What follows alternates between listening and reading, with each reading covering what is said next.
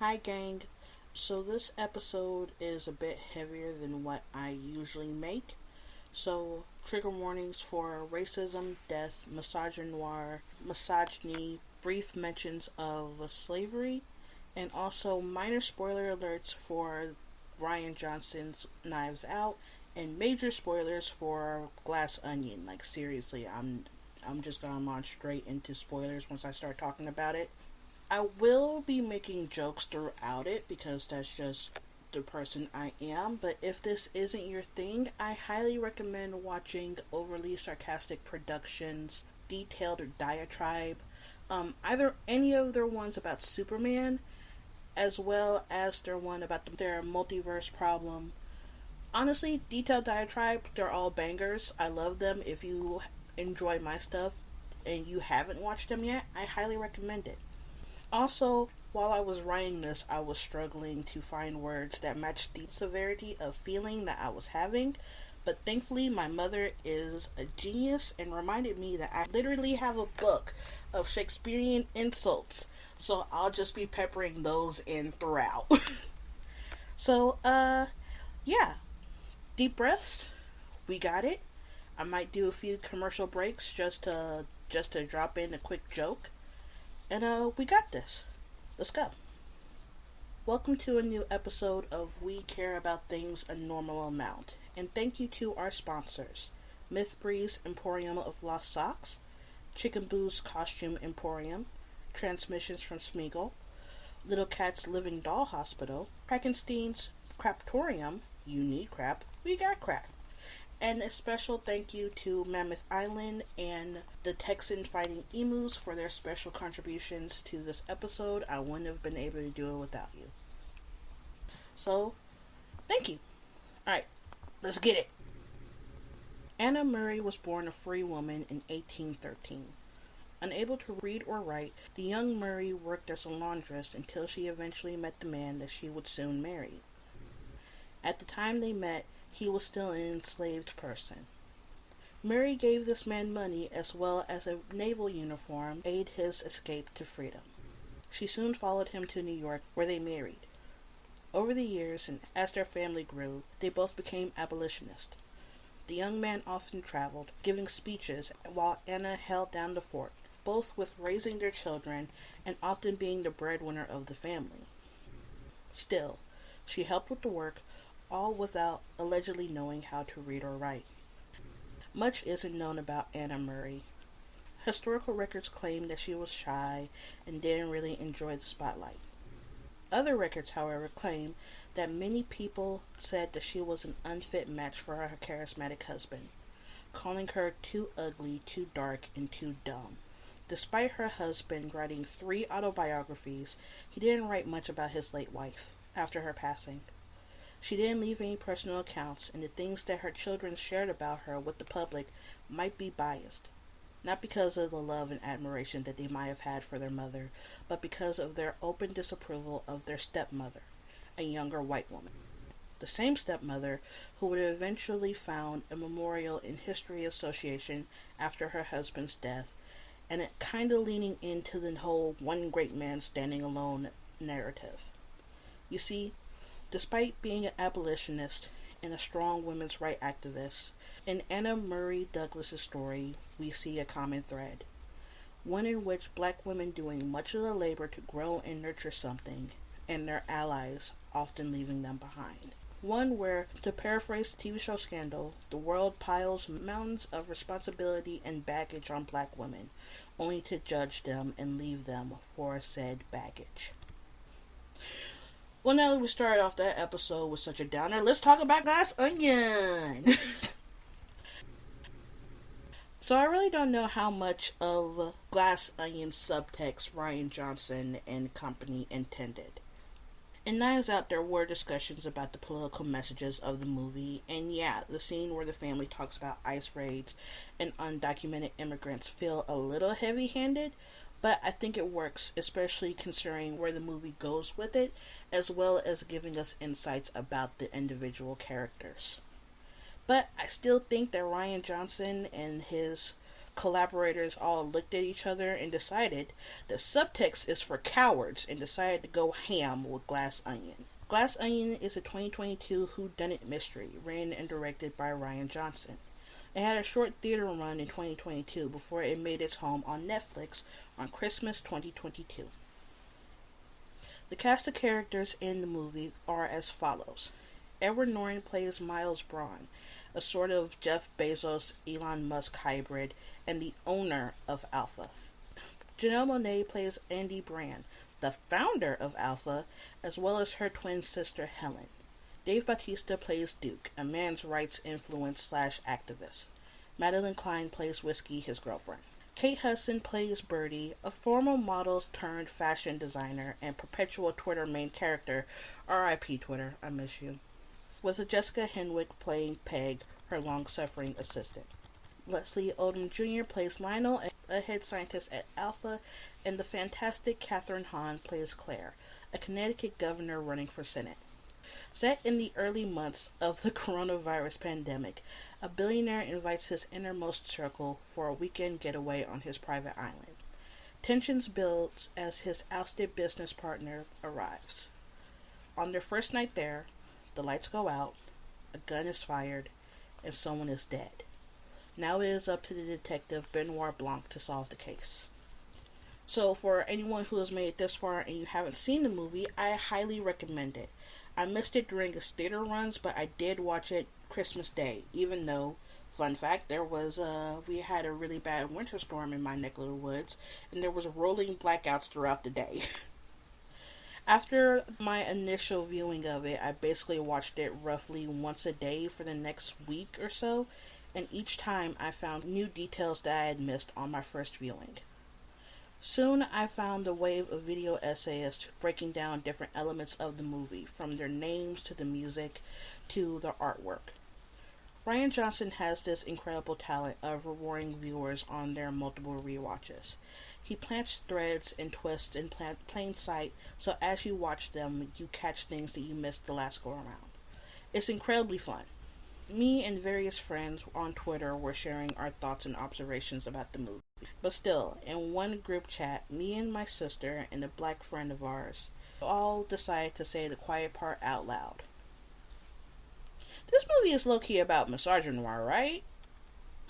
Simply put, misogynoir is the unholy place where racism and sexism meet and lash out against black women. From the disposable black girlfriend trope to the adultification of black girls, complaining that Cowboy Carter isn't real country music, to just Meghan Markle, now Sussex, existence. To paraphrase TV show The Good Place, Earth is a mess, y'all, and they don't like black ladies there. To be honest, there are just so many different examples of misogynoir happening every day that I've had to control myself to not spend 5 minutes naming every example I have come across from the inception of the script to me actually recording it right now. I am not the most knowledgeable person about this. I'm sure you could find much more smart, much more eloquent people talking about misogynoir. In fact, I've already kind of found a few videos. I'm going to throw them on my screen right quick. Just today, BAM! BAM! And then I hit you with the and then one more time with the da. I'm such an idiot. But honestly, this isn't a video essay about misogynoir. And quite frankly, if you haven't seen the movie in that particular lens, that is cool. Art is subjective. To keep it a buck, this is less of an intelligent exploration of misogynoir in media and more of an unhinged BuzzFeed listicles of things that might make my head explode as I yell them in your general direction. So let's go ahead and get started. Number 1, Birdie comparing herself to Harriet Tubman. I actually don't really have anything more to say to that other than, the topic, but I just do think it's funny that a model who's implied to be a Nepo baby, played by an actual, double or triple Nepo baby, compared herself to war strategist and spy Harriet Tubman. It's just funny to me. Alright, let's go ahead and start this list in earnest. Number 2, Blackbird. When we first meet Miles Braun, a key player in this whole movie, we see him playing Paul McCartney's Blackbird on the shores of his private island. Birdie runs up to him, gleeful to see him, and gushes about him playing, quote-unquote, her song. I'm not a Beatles person. I have a pop culture knowledge of the Beatles, so this one went over my head until Beyonce did her cover of Blackbird for her Cowboy Carter album. McCartney has been on record saying that Blackbird was partially inspired by the Little Rock Nine, a group of black women enrolled in the racially segregated Little Rock Central High School during the Civil Rights Movement. Oddly, I heard more people talking about how Miles claims to be playing it on Paul McCartney's guitar when he's playing it right-handed and Paul McCartney is a lefty. I really wish more people talked about that particular thing, as well as how incredibly tone-deaf it is for a white Nepo baby who heard the title Blackbird and decided, like, hey, my name is Birdie, and this song is clearly about birds. I claim it as mine. I mean, Freebird and Rockin' Robin were right there, but you pop off, girl. Number 3, Lionel and Claire, aka The Good Ones. I love how efficient this movie introduces and handles its characters. Even though we spend less than 2 hours with everybody, we know these people. As someone who doom scrolled their way during the first year of lockdown, I know these characters, and especially their Twitter accounts. Theoretically, if these people were real, I have Duke and Birdie blocked from my own mental health, and I know that when I see their names trending, I know I shouldn't click on it, and then when I inevitably click on it, I will either be greatly disappointed or just cackle in schadenfreude. Claire and Lionel, on the other hand, are people who I might not have followed, but I have mutuals who followed them, and I might have even liked a few of their tweets. Heck, I might have even liked them until I saw that they were in the same friend group as Duke and Birdie. After 2016, them being openly liberal while being friends with people who look like they tan their buttholes will have made me give them a massive side eye. Side note, the movie is set in May of 2020, but if this movie was set 2-3 months later, Claire absolutely would have been one of those Democrats kneeling with the kente cloth. And I think of it, I have that image in my head. Okay, back to the script. Ooh, oof. Even from the first moments of the movie, there's just something about the two of them that just gives me the ick. It's not helped by the fact that they are constantly together cahooting. I honestly thought for the first dozen times that I watched it that they were having an affair. She repeatedly rejects her husband's phone calls. They use pet names with each other. And I caught on one of my viewings that Lionel brought condoms to the island. Which, good on you for being safe, but it's a global pandemic, my boy. Who you brought? Never mind, the subtext was there. That's all you need to remember. But while we're talking about this, let's take a step back to Anna Murray and Frederick Douglass right quick. When they were discussing opening up the rights to vote, there was a fierce discussion between who should get it next, black men or white women, with both sides loudly advocating for their sides. Notice who was left out of this discussion. A very similar thing happened during the 1960s and 70s, with both the civil rights movement and second wave feminism gaining traction. Black women found themselves having to pick a side, to be black first or to be a woman first. All throughout our history in America, black men and white women have occupied a similar position in the world. Both parties were influenced to see themselves as better as the black woman, who was basically considered a beast of burden by white supremacy. Both parties also found themselves in proximity to power to the white man, not just for their race or for their gender, but for what they represent. The black man for his physical prowess, and the white woman for her beauty and supposed innocence. How many movies have we seen where the white heroine must be saved from the savaged other? How many movies have we seen where the black man is seen as that savaged other, And if he's presented to be on our side, he is presented as the cool athlete, the muscle. Likewise, due to this proximity but limited access to said power, both groups tend to victimize themselves. At the very least, they tend to ignore their own intersectionality and focus solely on themselves. When people demand that they be held accountable, they throw themselves onto the floor and cry oppression like an overstimulated toddler, all while ignoring the actual victim. Yes, the assault rates towards women and femme-presenting people are staggering, but the black kids playing near your house or the trans woman trying to use the bathroom is not trying to murder you, Joanne. Likewise, to black men, to quote the TV show The Boondocks, the government does conspire to arrest black men on fallacious charges every day. But R. Kelly, Sean Combs, DDG, and Tory Lane are not those men. And then, when people call out this behavior and say that they stand on the side with the victims, people turn on them and say that they are pandering for views. Black women are so often the punching bag for these groups, framed as animalistic, irrational, and over-sexualized. It makes it easier for other minorities to distance themselves from black women and strive to be, quote-unquote, one of the good ones. In turn, black women are still expected to either have or even be the magical solution to whatever problem is at hand, and in turn are resented for our help. God forbid we win some sort of award or take a self-care break. That resentment gets even worse for even daring to want to live a life of soft luxury. Okay, hey everybody. The vibes are off, right? So, joke time. What's brown and rhymes with Snoop? Dr. Dre. What starts with F, ends with UCK, and people get excited when a kid yells it? Fire truck. Back to the script.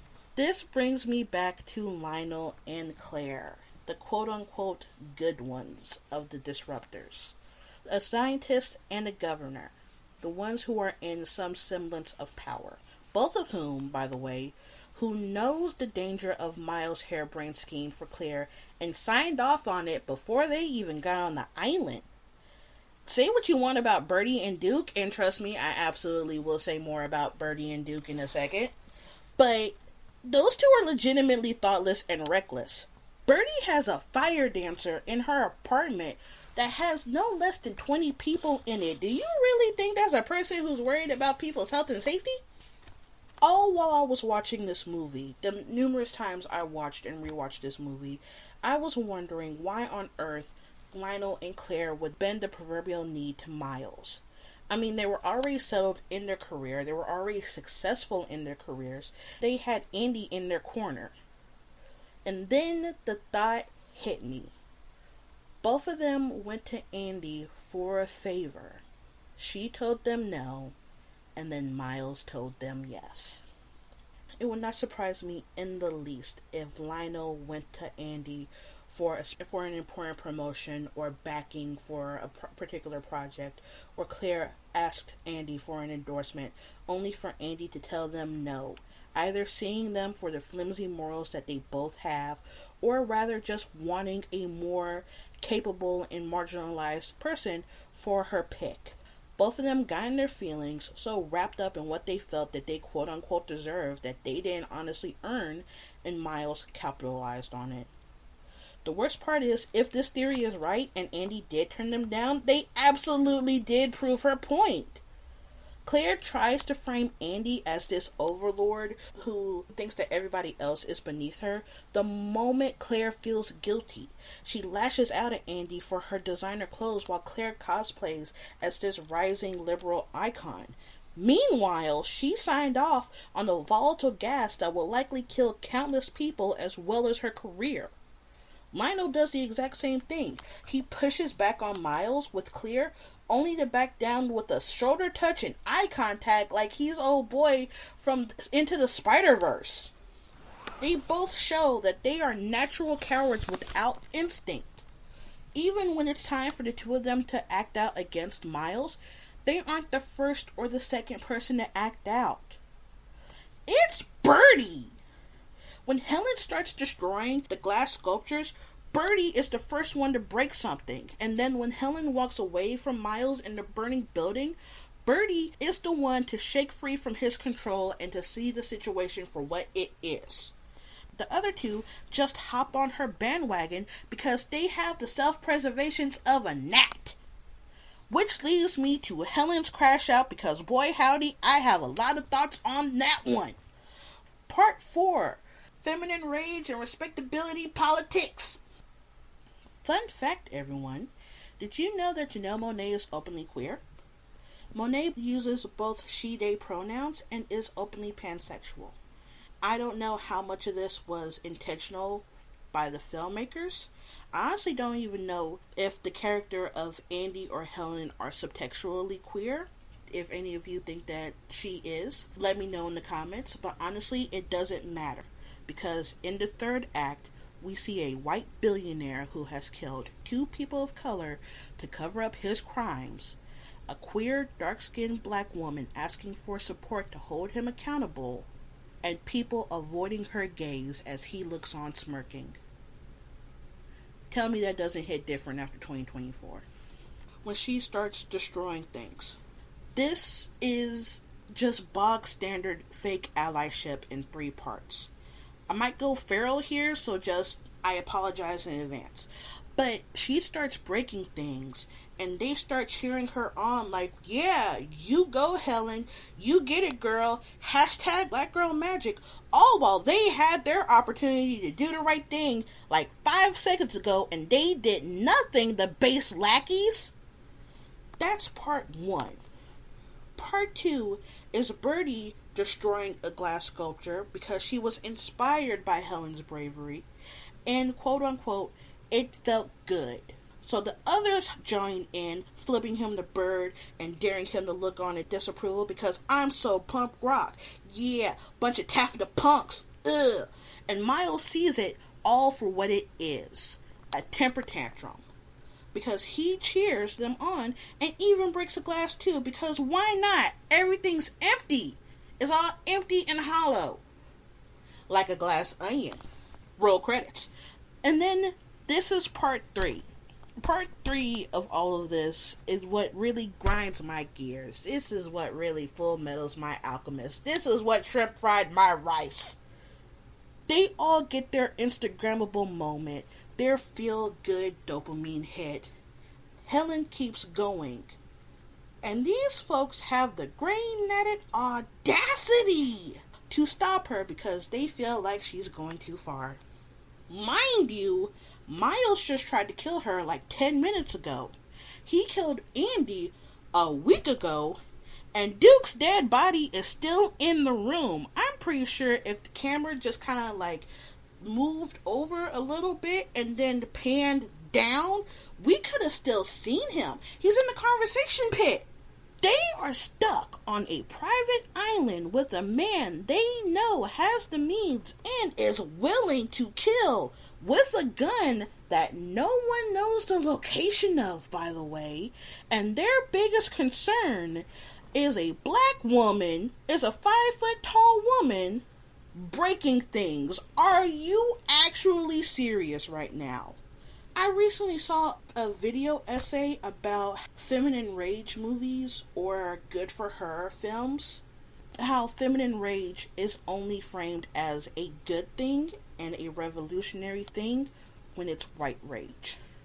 When black women dare to speak up for themselves, we are seen as the walking stereotype of the ratchet, angry black woman who's just spitting anger and vitriol for no reason whatsoever. Gee, I wonder who could have started that stereotype to hurt us.